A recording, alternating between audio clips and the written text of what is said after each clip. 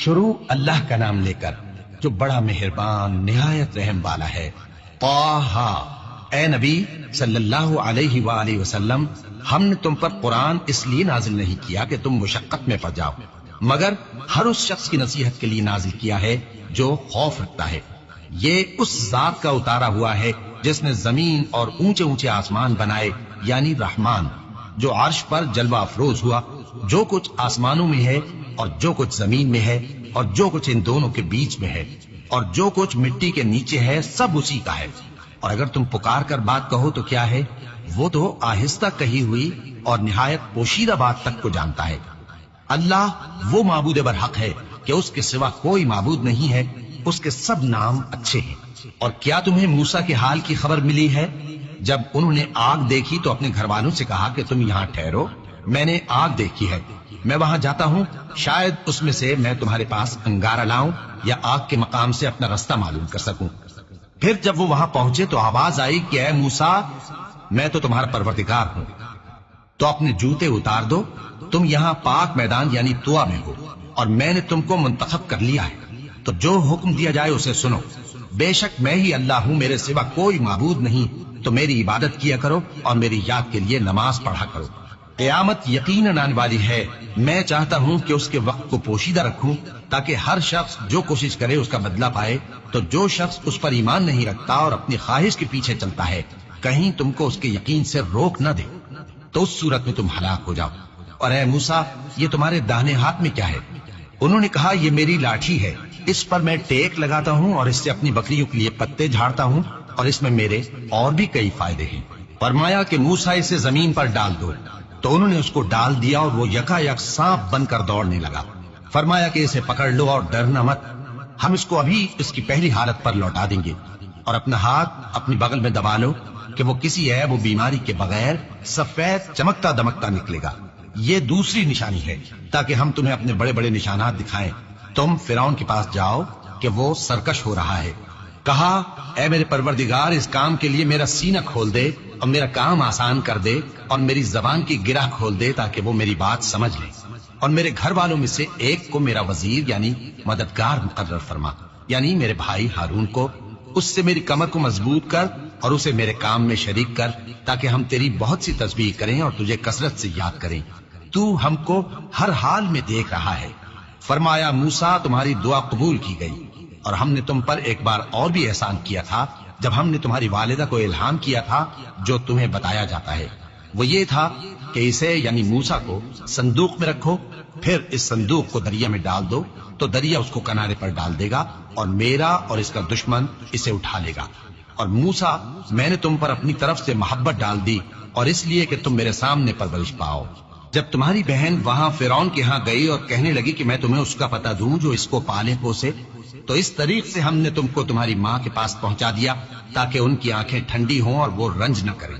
اور تم نے ایک شخص کو مار ڈالا تھا تو ہم نے تم کو غم سے نجات دی، اور ہم نے تمہاری کئی بار آزمائش کی، پھر تم کئی سال اہل مدین میں ٹھہرے رہے۔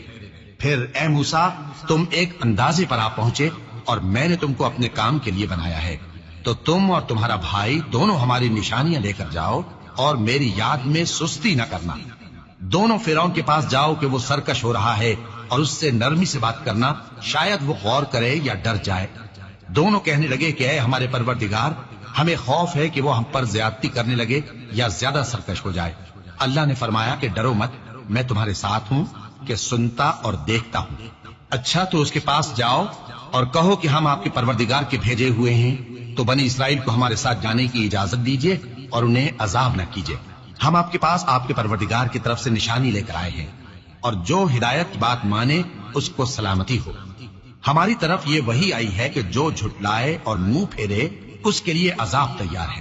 غرض موسیٰ اور ہارون فرعون کے پاس گئے۔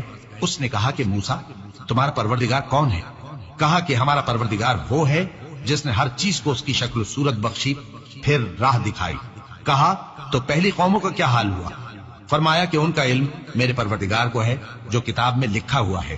میرا پروردگار نہ چوکتا ہے نہ بھولتا ہے۔ وہ وہی تو ہے جس نے تم لوگوں کے لیے زمین کو فرش بنایا اور اس میں تمہارے لیے رستے بنا دیے اور آسمان سے پانی برسایا، پھر اس سے مختلف نباتات پیدا کی کہ خود بھی کھاؤ اور اپنے مویشیوں کو بھی چراؤ۔ بے شک ان باتوں میں عقل والوں کے لیے بہت سی نشانیاں ہیں۔ اسی زمین سے ہم نے تم کو پیدا کیا اور اسی میں ہم تمہیں لوٹائیں گے اور اسی سے ہم تمہیں دوسری دفعہ نکالیں گے۔ اور ہم نے فرعون کو اپنی سب نشانیاں دکھائیں مگر وہ تکذیب اور انکار ہی کرتا رہا۔ کہنے لگا کہ موسیٰ، کیا تم ہمارے پاس اس لیے آئے ہو کہ اپنے جادو کے زور سے ہمیں ہمارے ملک سے نکال دو؟ تو ہم بھی تمہارے مقابل ایسا ہی جادو لائیں گے، تو ہمارے اور اپنے درمیان ایک وقت مقرر کر لو کہ نہ تو ہم اس کے خلاف کر رہے ہیں اور نہ تم، اور یہ مقابلہ ایک ہموار میدان میں ہوگا۔ موسیٰ نے کہا کہ آپ کے لیے یوم زینت کا وعدہ ہے اور یہ کہ لوگ اس روز دن چڑھے اکٹھے ہو جائیں۔ تو فرعون لوٹ گیا اور اپنے سامان جمع کر کے پھر آیا۔ موسیٰ نے ان جادوگروں سے کہا کہ یہ تمہاری بربادی ہوگی، اللہ پر جھوٹ نہ باندھو، وہ تمہیں عذاب سے فنا کر دے گا، اور جس نے جھوٹ باندھا وہ نامراد رہا۔ تو وہ باہم اپنے معاملے میں جھگڑنے اور چپکے چپکے سرگوشی کرنے لگے۔ کہنے لگے یہ دونوں جادوگر ہیں، چاہتے ہیں کہ اپنے جادو کے زور سے تم کو تمہارے ملک سے نکال دیں اور تمہارے بہترین مذہب کو نابود کر دیں۔ تو تم جادو کا سامان اکٹھا کر لو اور پھر قطار باندھ کر آؤ، آج جو غالب رہا وہی کامیاب ہوا۔ جادوگر بولے کہ موسیٰ، یا تو تم اپنی چیز ڈالو یا ہم اپنی چیزیں پہلے ڈالتے ہیں۔ موسیٰ نے کہا بلکہ تم ہی پہلے ڈالو۔ جب انہوں نے چیزیں ڈالی تو یکا یک ان کی رسیاں اور لاٹھیاں موسیٰ کے خیال میں ایسی آنے لگی کہ وہ میدان میں ادھر ادھر دوڑ رہی ہے۔ اس وقت موسیٰ نے اپنے دل میں خوف محسوس کیا۔ ہم نے کہا خوف نہ کرو، بلا شبہ تم ہی غالب رہو گے، اور جو چیز یعنی لاٹھی تمہارے داہنے ہاتھ میں ہے اسے ڈال دو کہ جو کچھ انہوں نے بنایا ہے اس کو وہ نگل جائے گی۔ جو کچھ انہوں نے بنایا ہے یہ تو جادوگروں کے ہتھ کنڈے ہیں، اور جادوگر جہاں بھی جائے کامیاب نہیں ہوگا۔ اس پر جادوگر سجدے میں گر پڑے، کہنے لگے کہ ہم موسیٰ اور ہارون کے پروردگار پر ایمان لائے۔ فرعون بولا کہ پیشتر اس کے کہ میں تمہیں اجازت دوں تم اس پر ایمان لے آئے، بے شک یہ تمہارا بڑا یعنی استاد ہے جس نے تم کو جادو سکھایا ہے، سو میں تمہارے ہاتھ اور پاؤں مخالف سمت سے کٹوا دوں گا اور تم کو کھجوروں کے تنوں پر سولی چڑھوا دوں گا، اور تم کو معلوم ہوگا کہ ہم میں سے کس کا عذاب زیادہ سخت اور دیر تک رہنے والا ہے۔ انہوں نے کہا کہ جو دلائل ہمارے پاس آ گئے ہیں ان پر اور جس نے ہم کو پیدا کیا ہے اس پر ہم آپ کو ہرگز ترجیح نہیں دیں گے، تو آپ کو جو حکم دینا ہو دے دیجیے، اور آپ جو حکم دے سکتے ہیں وہ صرف اسی دنیا کی زندگی میں دے سکتے ہیں۔ ہم تو اپنے پروردگار پر ایمان لے آئے تاکہ وہ ہمارے گناہوں کو معاف کرے، اور اسے بھی جو آپ نے ہم سے زبردستی جادو کرایا، اور اللہ سب سے اچھا ہے اور ہمیشہ باقی رہنے والا ہے۔ جو شخص اپنے پروردگار کے پاس گناہگار ہو کر آئے گا تو اس کے لیے جہنم ہے جس میں نہ وہ مرے گا نہ جیے گا، اور جو اس کے روبرو ایماندار ہو کر آئے گا اور عمل بھی نیک کیے ہوں گے تو ایسے لوگوں کے لیے اونچے اونچے درجے ہیں، یعنی ہمیشہ رہنے کے باغ جن کے نیچے نہریں بہ رہی ہیں، ہمیشہ ان میں رہیں گے، اور یہ اس شخص کا بدلہ ہے جو پاک ہوا۔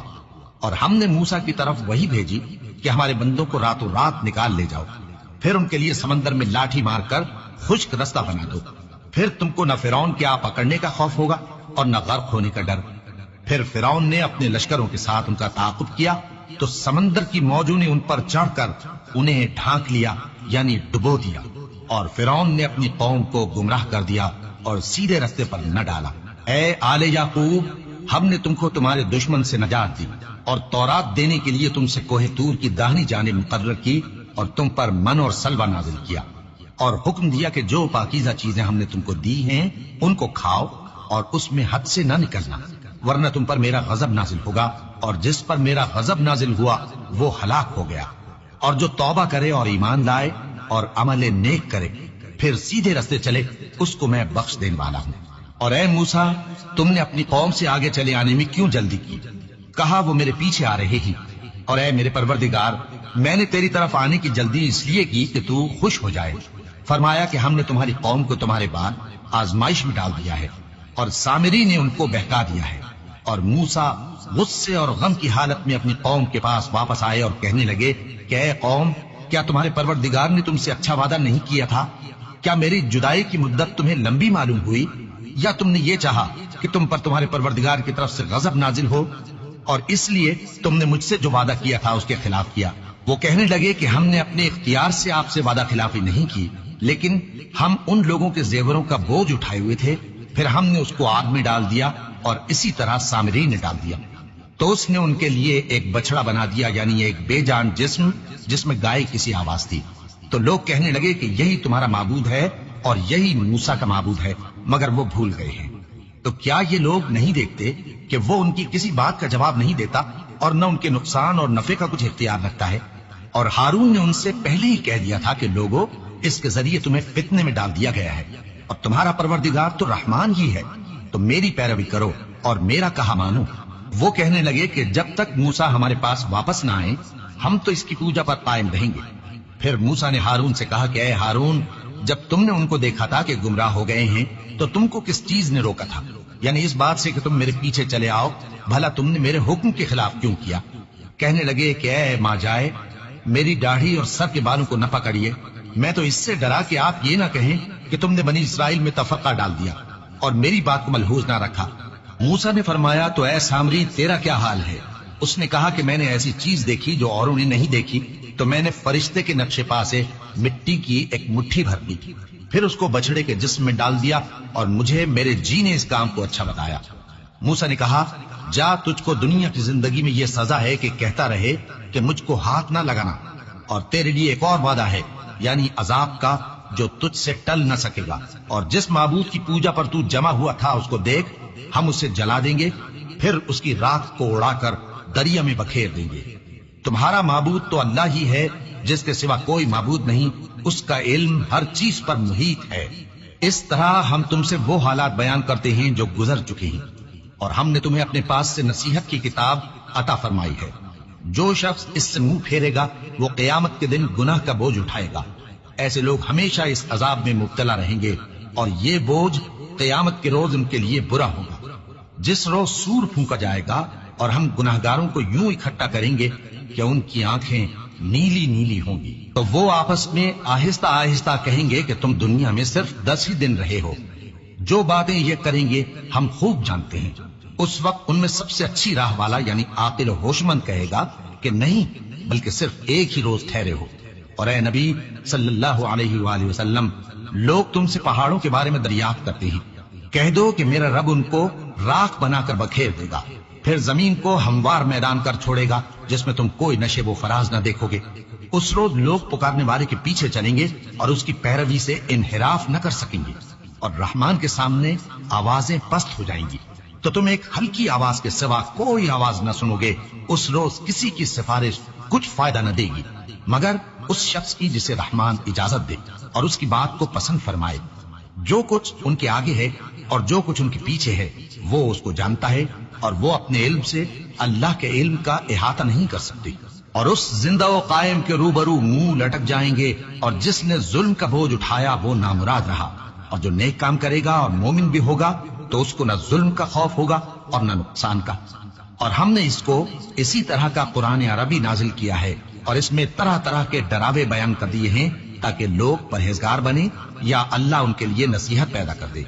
تو اللہ جو سچا بادشاہ ہے، عالی قدر ہے، اور قرآن کی وحی جو تمہاری طرف بھیجی جاتی ہے اس کے پورا ہونے سے پہلے قرآن کے پڑھنے میں جلدی نہ کیا کرو، اور دعا کرو کہ میرے پروردگار مجھے اور زیادہ علم دے۔ اور ہم نے پہلے آدم سے عہد لیا تھا مگر وہ اسے بھول گئے، اور ہم نے ان میں ارادے کی پختگی نہ پائی۔ اور جب ہم نے فرشتوں سے کہا کہ آدم کے آگے سجدہ کرو تو سب سجدے میں گر پڑے مگر ابلیس نے انکار کیا۔ اس پر ہم نے فرمایا کہ آدم، یہ تمہارا اور تمہاری بیوی کا دشمن ہے، تو یہ کہیں تم دونوں کو بہشت سے نہ نکلوا دے، پھر تم تکلیف میں پڑ جاؤ۔ یہاں تم کو یہ آسائش ہے کہ نہ بھوکے رہو نہ ننگے، اور یہ کہ نہ پیاسے رہو اور نہ دھوپ کھاؤ۔